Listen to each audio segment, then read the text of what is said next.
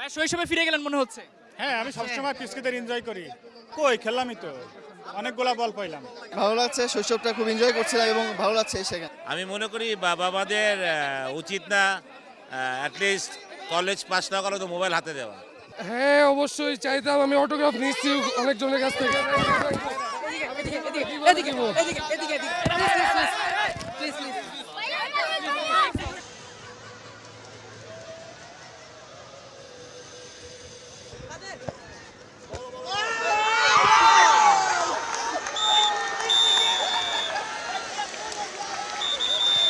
ভাই শৈশবে ফিরে গেলেন মনে হচ্ছে।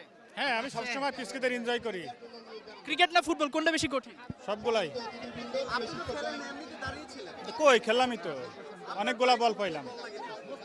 স্পোর্টসে আসুক, আর মন দিয়ে পড়ালেখা করুক, যেন তারাই আগামী দিনের ভবিষ্যৎ। দুটাই কঠিন যদি না পারি। কেমন লাগলো মনে হচ্ছে শৈশবে ফিরে গেলেন? ভালো লাগছে, শৈশবটা খুব এনজয় করছিলাম এবং ভালো লাগছে সেখানে। কি মেসেজ থাকবে? জেনারেশনকে যেন ভালোভাবে শিক্ষিত হয়ে এবং ভালো কথা সব কিছু করতে পারি ঠিক মতো। মুনিম ভাই ছোটবেলা হয়তো বা আপনিও চাইতেন যে এইভাবে কাউকে অটোগ্রাফ দিতে। হ্যাঁ অবশ্যই চাইতাম, আমি অটোগ্রাফ নিচ্ছি অনেকজনের কাছ থেকে।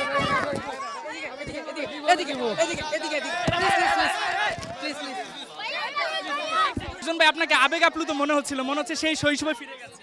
না তা তো অবশ্যই, এরকম একটা জায়গায় আসতে পারে তো মানে এত বড় একটা স্কুল, এত বড় একটা তো ছোটবেলার বাচ্চাদের দেখে মনে হয় যে এই সময়টা আমরাও পার করেছিলাম এক সময়, এই চঞ্চলতা ছিল, তো ভালো তো অবশ্যই। হ্যাঁ, আপনি বলছিলেন আপনাদের সময় মোবাইল ছিল না, এখন বাচ্চারা মোবাইলের প্রতি অনেক অ্যাডিক্টেড হয়ে গেছে, এ ব্যাপারে মেসেজ কি থাকবে? এটা মোবাইল একটা নেসেসিটি। আমি মনে করি বাবাদের উচিত না অ্যাটলিস্ট কলেজ পাস না করলে তো মোবাইল হাতে দেওয়া, এটা আমি ফিল করি সবসময়। তারপর আমরা পারি না, বাচ্চাদের কান্না টানিতে দিতে হয়, বাট আমি মনে করি এটা যুগ এত ফাস্ট হয়ে গেছে যে বাচ্চাদেরকে মোবাইল ইউজ করতে হবে, এটা অ্যাডিকশন হয়ে যাচ্ছে বাচ্চাদের। আজকের যে প্রোগ্রামটা দেখতে পেলাম নিঃসন্দেহে বাচ্চারা স্পোর্টসের প্রতি আরো বেশি ঝুঁকবে।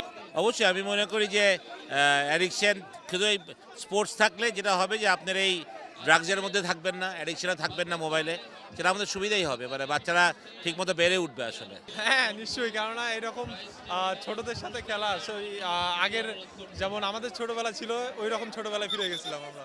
ফুটবল না ক্রিকেট কোনটা বেশি কঠিন? দুটাই খেলা কঠিন, বাট ফুটবলটা এনজয় করা যায় না।